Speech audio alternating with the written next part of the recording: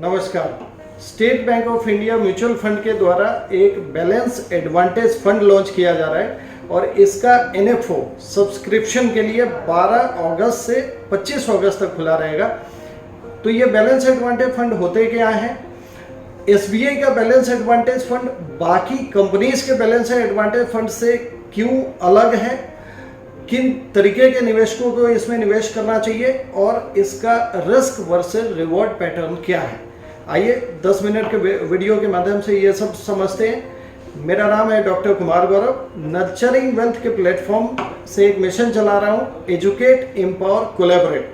हमारी ये मंशा है कि बाजार में जो 2500 म्यूचुअल फंड हैं उसमें आपको इतनी जानकारी दे दी जाए कि आपको ये पता लग जाए कि कौन सा फंड आपके लिए उपयोगी है। आइए समझते हैं सब कुछ।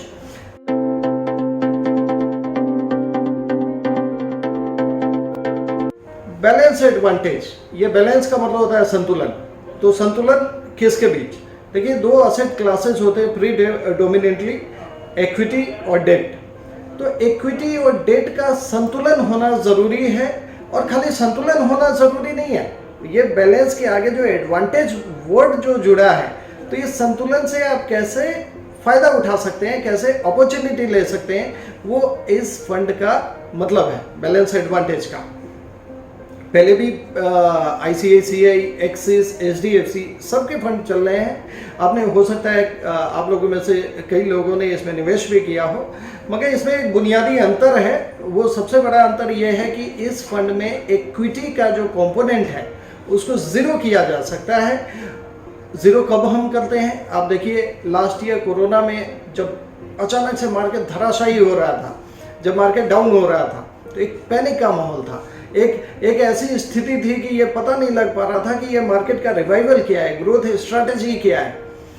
और जब भी मार्केट क्रैश होता है, पेसिमिज्म का माहौल होता है, पैनिक का माहौल होता है, फियर होता है, तो हम पैसों को या तो निवेश नहीं करते हैं या बहुत थोड़ा करते हैं। और हमारे पैसे का निवेश तब बढ़ जाता है जब एक यूफोरिया का माहौल होता है, एक बूम का माहौल होता है, सबको ग्रीन होता है, डेली मार्केट नई ऊंचाइयां पार कर रहा होता है। अब देखिए ना, लास्ट ईयर से मार्केट लगा था यूनिलैटरली एक ही तरीके से भागा जा रहा है। सबसे नीचे लोअर सर्किट 25-26 हज़ार की मार्केट पे लगा था।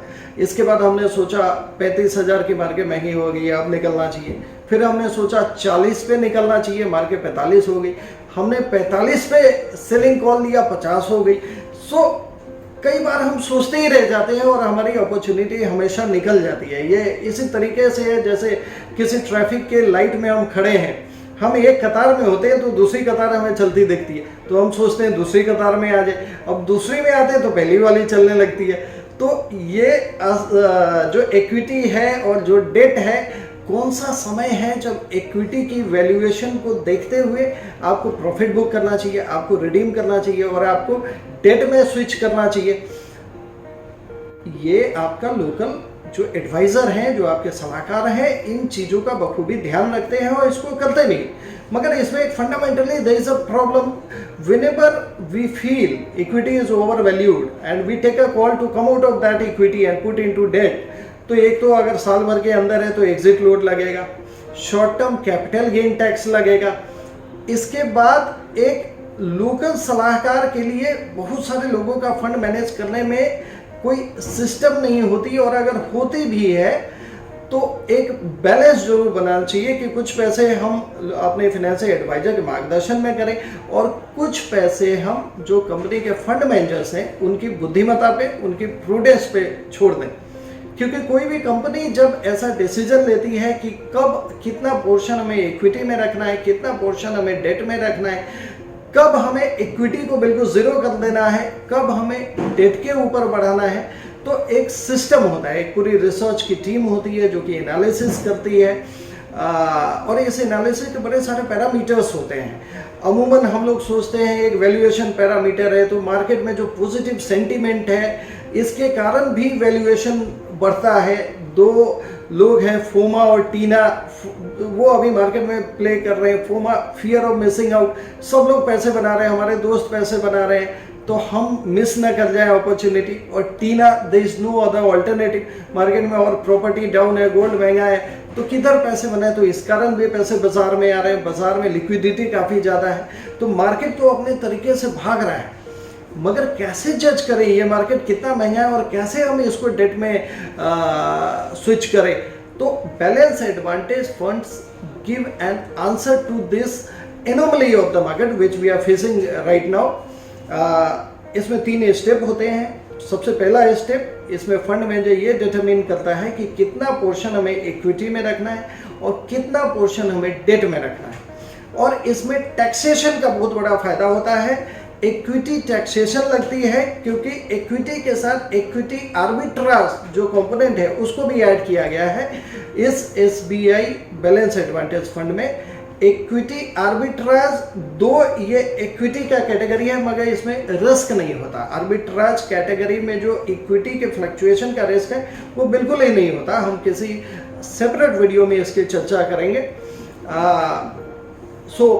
स्टेप 1, प्रोपोर्शन निकाल लिया जाए, कितना इक्विटी में होना चाहिए, कितना डेट में होना चाहिए, कितना आर्बिट्राज में होना चाहिए। स्टेप 2, इक्विटी के इनसाइड लार्ज कैप में कितना होना चाहिए, मिड में कितना होना चाहिए, स्मॉल में कितना होना चाहिए।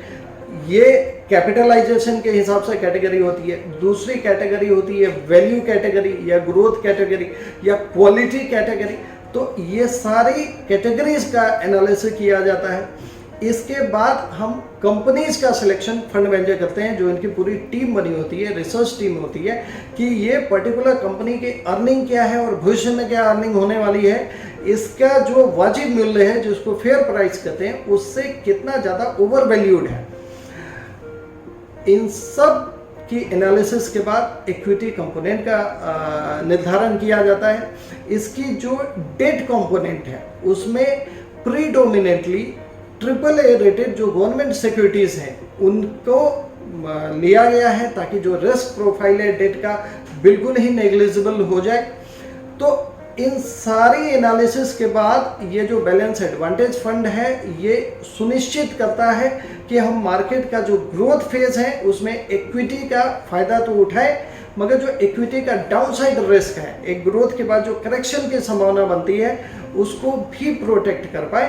ये फंड मैनेजर अपने डिस्क्रिशन से, अपने टीम के एनालिसिस से, एक सिस्टम के माध्यम से इसका निर्णय लेता है और इक्विटी को डेट में और डेट को इक्विटी में जिस प्रॉपर टाइम पे जो निर्णय लेना चाहिए वो फंड मैनेजर लेता है। किन लोगों को पैसे इसमें बनाना चाहिए? देखिए, इसका रिस्क प्रोफाइल जो प्योर इक्विटी के फंड है उनसे काफ़ी कम रहेगा। आपका अगर फिक्स्ड डिपॉजिट्स में पैसे पड़े हैं, अगर आपके कन्वेंशनल इंस्ट्रूमेंट्स में पैसे हैं जिसमें आपको 30% का टैक्स स्लैब में आप आते हैं तो उस पैसों को आप बिल्कुल इसमें लगाने का निर्णय ले सकते हैं।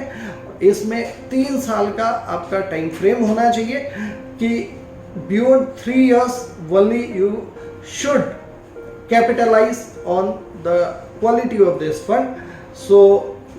12 से 25 अगस्त इसमें आप अपने पैसों का निवेश जरूर करें, इसका फायदा जरूर उठाएं। धन्यवाद।